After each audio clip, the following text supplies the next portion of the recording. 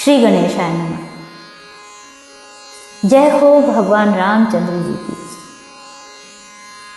अध्यात्म रामायणे अरण्यकांडे द्वितीयः सर्गः। त्रुटियां ना हों या कम से कम हों, इसका प्रयास रहेगा, किंतु यदि फिर भी हमसे त्रुटियां हो जाती हैं तो आप सभी गुणी श्रोताओं से हम क्षमा मांगते हैं।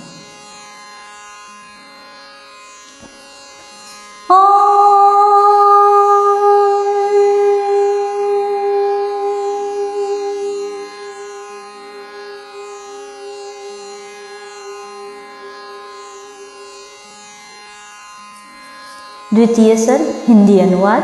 शरभंग तथा सुतीक्ष्ण आदि मुनीश्वरों से भेंट।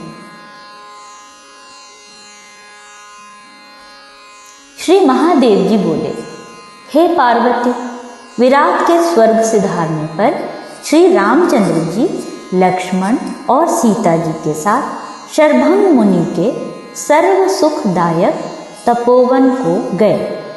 मतिमान शरभंग श्री रामचंद्र जी को सीता और लक्ष्मण के सहित आते देख सहसा उठ खड़े हुए और आगे बढ़कर उनकी भली प्रकार पूजा कर उनको आसन पर बैठाया तथा कंद मूल फलादि से उनका आतिथ्य सत्कार किया।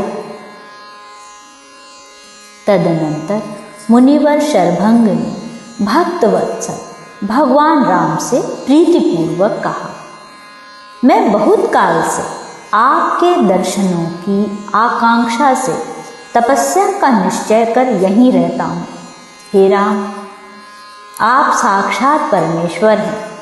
मुझे तपस्या के द्वारा जो बहुत सा पुण्य प्राप्त हुआ है वह सब आज आपको समर्पित कर मैं मोक्ष पद प्राप्त करूँगा।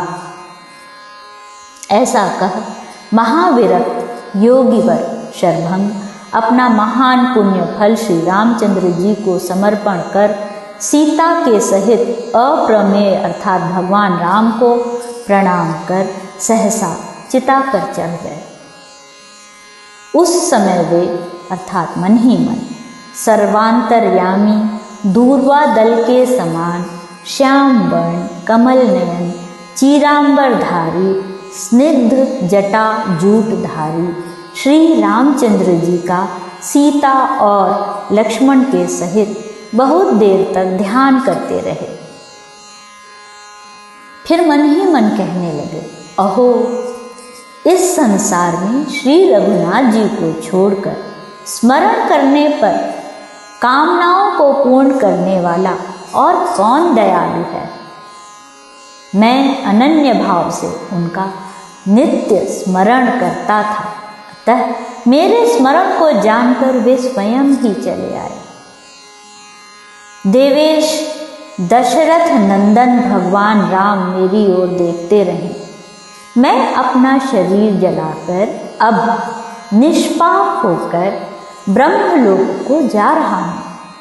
मेरे हृदय में सर्वदा अयोध्यापति श्री रामचंद्र जी विराजमान रहें, जिनके वामांक में मेघ में बिजली के समान श्री सीता जी विराजमान हैं। श्लोक 10 तक। इस प्रकार रामचंद्र जी का बहुत देर तक ध्यान करते हुए तथा अपने सम्मुख विराजमान उनके स्वरूप को देखते हुए मुनिवर शरभंग ने अग्नि प्रज्वलित कर अपना 5 भौतिक शरीर जला डाला तथा दिव्य देह धारण कर साक्षात ब्रह्मलोक को चले गए।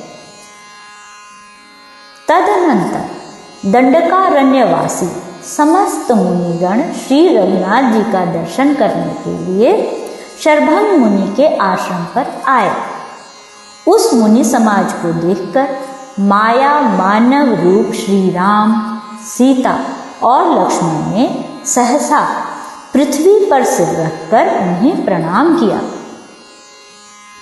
उन मुनीश्वरों ने सर्वांतर्यामी भगवान राम का आशीर्वाद द्वारा अभिनंदन किया और फिर वे धनुर्बाणधारी श्री हरि से हाथ जोड़कर बोले, आपने ब्रह्मा की प्रार्थना से पृथ्वी का भार उतारने के लिए अवतार लिया है।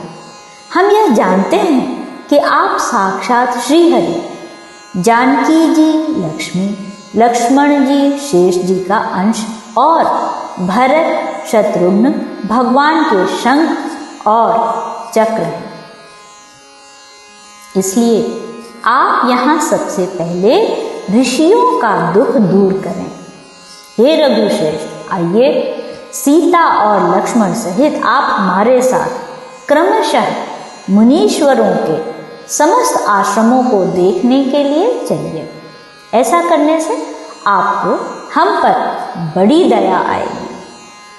श्लोक 17 तक। इस प्रकार हाथ जोड़कर निवेदन किए जाने पर भगवान राम मुनियों के साथ उनके तपोवनों को देखने के लिए चले। वहां उन्होंने सब ओर बहुत सी खोपड़ियां पड़ी देखी। उन्हें देखकर श्री रामचंद्र जी ने मुनियों से पूछा, ये हड्डियां किनकी हैं और इस तपोभूमि में कैसे पड़ी हैं? तब मुनीश्वरों ने कहा, हे राम, ये ऋषियों के मस्तक हैं। हे समर्थ, इन्हें राक्षसों ने खा लिया है। वे राक्षस समाधि में मग्न रहने के कारण भागने में असमर्थ मुनीश्वरों को भक्षण करने के लिए मौका देखते हुए जहां तहां घूमते रहते हैं। मुनियों के ये भय और दीनतापूर्ण वचन सुनकर श्री रामचंद्र जी ने समस्त राक्षसों का वध करने के लिए प्रतिज्ञा की। इस प्रकार क्रमशः मुनीश्वरों के आश्रम देखते हुए प्रभु श्री रघुनाथ जी वनवासी मुनियों द्वारा नित्य पूजित होते हुए सीता और लक्ष्मण के साथ वहाँ कुछ वर्ष रहे।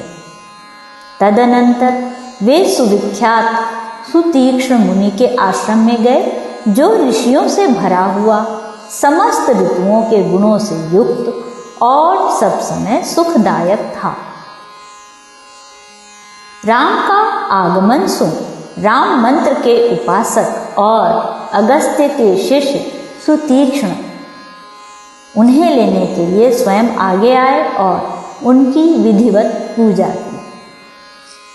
उस समय सुतीक्ष्ण के नेत्र भक्तिवश भगवत दर्शन के लिए अति उतावले हो रहे थे।